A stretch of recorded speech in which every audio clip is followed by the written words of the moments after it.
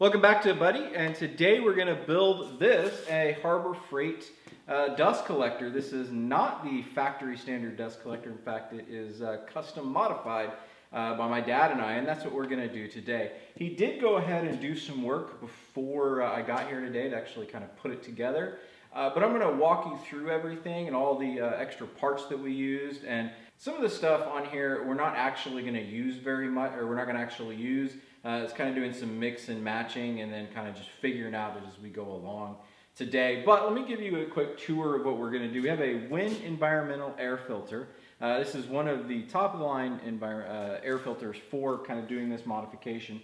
Down here we have this bucket that is on a kind of a double lid thing going on. I'll show you that here in a little while. And it is actually there to catch all the extras and the smaller particles that get up in here and are not dropped into this larger container with this dust cyclone system here. This is a peachtree cyclone system. We have a rigid pipe here that goes straight down in, and I'll talk more about that later on in the video.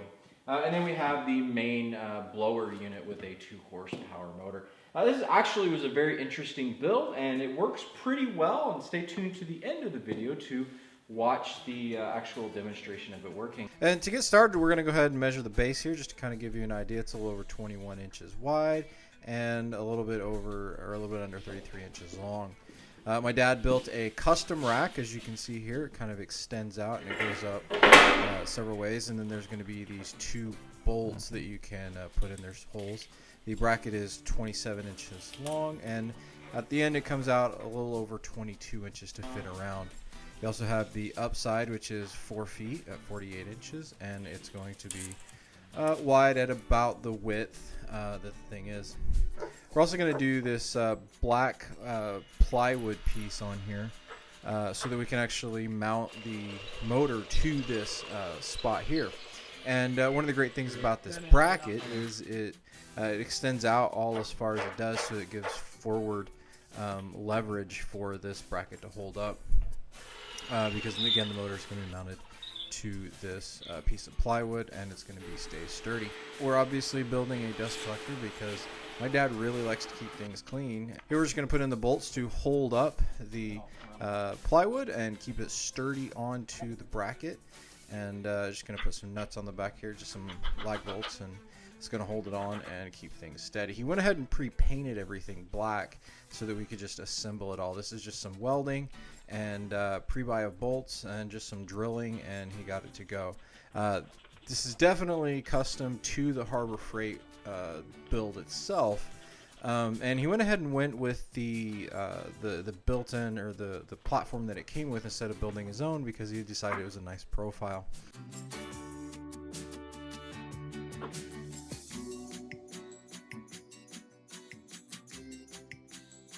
The great thing about the Harbor Freight system is there's a lot of flexibility if you want to get started.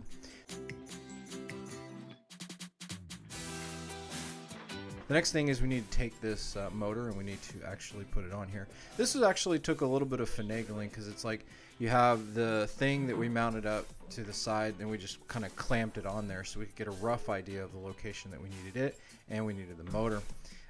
We played with it a little bit and kind of measured out about 3 inches that this coupler needed to be, this rigid thing. And the great thing about this is, for best flow, it's actually not used all that much, as can be witnessed once we slide this thing on. There is actually not much of it that it's exposed. It's just we had kind of a slight bend in it to get the optimal placement of not only the motor but this kind of funnel thing as well that the filter is going to actually sit on.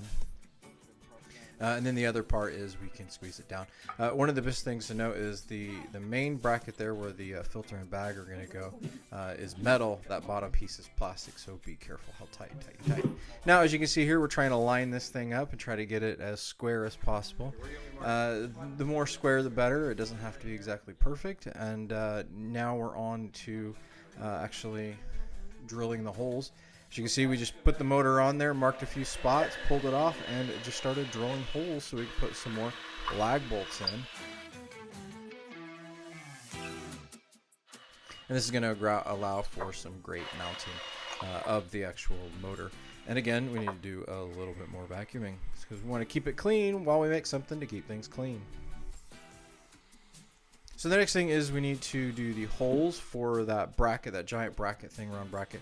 And these was basically, we just set the thing on there, clamped them in place, lined up the motor, and then took a marker and chose all the different places to actually drill the holes, and went ahead and drilled them as we do more vacuuming. Next, we're going to put them up on the sawhorse so that we can work with the motor a little bit better, so that we're not bending over and being annoyed with being hunched over all the time. Gives us a little bit of better working area at our height. The bolts went on easy. Now we're ready to put on this bracket, as you can see, and we're just sliding over the thing. We'll tighten it up a little bit, and then we're ready to put the legs on to the base, the Harbor Freight base. And I mean, that just goes on fairly simple. It's just holes, you put the bolts through, tighten them up. The next thing here is the seal on the bottom to help. We're trying to get a length set. It doesn't come pre-cut. And then we're going to do some silicone to try to give it a better seal on the inside so that it doesn't actually go anywhere and stays actually connected to the thing.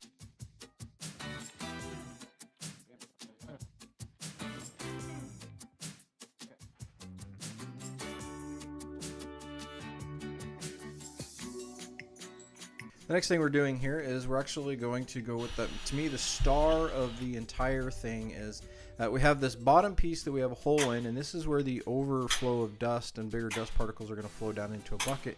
And we drilled the holes and we did pop rivets of the actual fastener pieces that we're going to do. And these actually two little hook things that hook onto the fasteners and then hook on to that canister thing. You'll see here in a second. The next thing is we went ahead and did silicone on this lid that it goes on a 5-gallon tank or 5-gallon bucket that you can see in the background. And it's a double lid system, and we just cut out the center, and then we screwed this in with bolts, and so that it could stay there really, really tight and doesn't go anywhere, gets a good seal. Next, we're gonna slide the thing on, and those little bent up pieces with two little holes. We're going to now look at where we need to actually put those on this thing so that we can secure it and get a good seal. Remember that seal that we put on a second ago needs to stay there and be tightly cut in.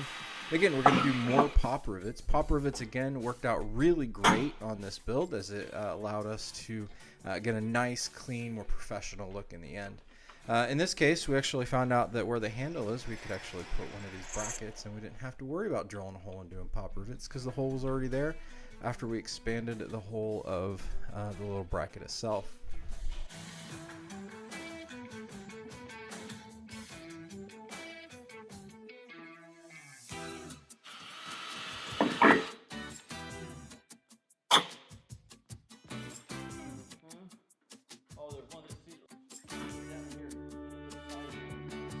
And we're ready to put on the bucket. As you can see, that just spins on here. Again, this is the overflow. This is everything that doesn't make it through the first stage that gets all the chips, and it doesn't get stuck up into the filter that we're going to put on here later. This next part is for the filter. We're putting on more brackets with pop rivets to be able to put this giant filter on and be able to cinch down and take that rubber seal that was at the bottom and actually connect it, as you can see, hooked on there. And the next thing we do is we just tighten it down, and it's going to get on there pretty solid. Finally, we're working on this little Y to go down into the container that we're going to drill holes in here in a second. And this is where the actual kind of Cyclone filter is. This is a peachtree Cyclone thing. And we drill 2 holes in the side, and we clean up our mess because we're really good at cleaning up our mess. But what this is you're going to have these brackets that are going to be here on the top, and this is what the hose is going to attach to.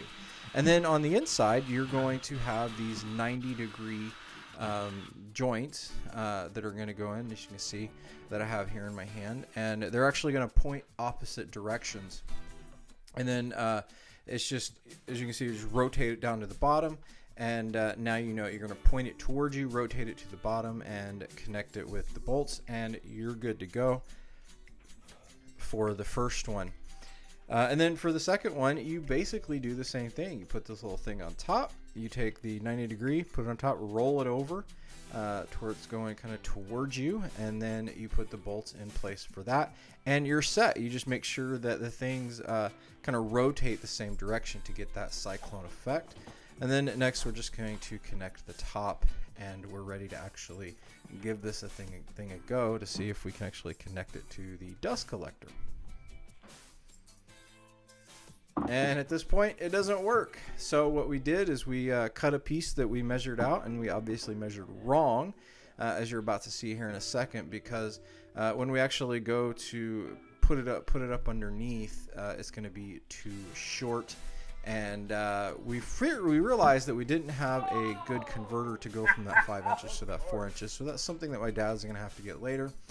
I wanted the thing to work that day, and that we worked on it. So I just got some duct tape, and I just did some duct tape engineering, and I got it to work so that we could actually use the dust collector that day. Final step with the hose is to put this connector onto the end of the flexi hose, and this is a rubber connector, and this thing was tough to put on, but basically at the end of the day you just kind of twist it on until it gets all the way in there, and it almost does not come off. We actually put it on there and didn't hit record, so we had to take it off so we could record it a little bit and then put it back on. That was not fun.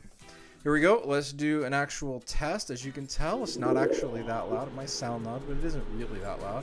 And here we go with the dust, and it sucks it up great. I am super excited about it. Hope you enjoyed watching that video. I know my dad and I had a blast building it, and I think it's going to be a super functional and great dust collection system for him and his jointer planer combo that throws out a lot of chips. I think it's going to work out really well, as you could probably evidence by the amount of power that it had. Again, this is not the default configuration of the Harbor Freight dust collector, but it does have the double stage with a top-of-the-line air filter. And if you like this build, feel free to subscribe on YouTube and on Odyssey. I'm available on Instagram as well at Buddy Lindsay Jr. And you can visit my website at buddiy.net. And feel free to subscribe to my podcast, which is Buddy, and you can find on most major podcasting platforms. I thank you for watching, and feel free to subscribe so you can get more content like this, and I'll talk to you later.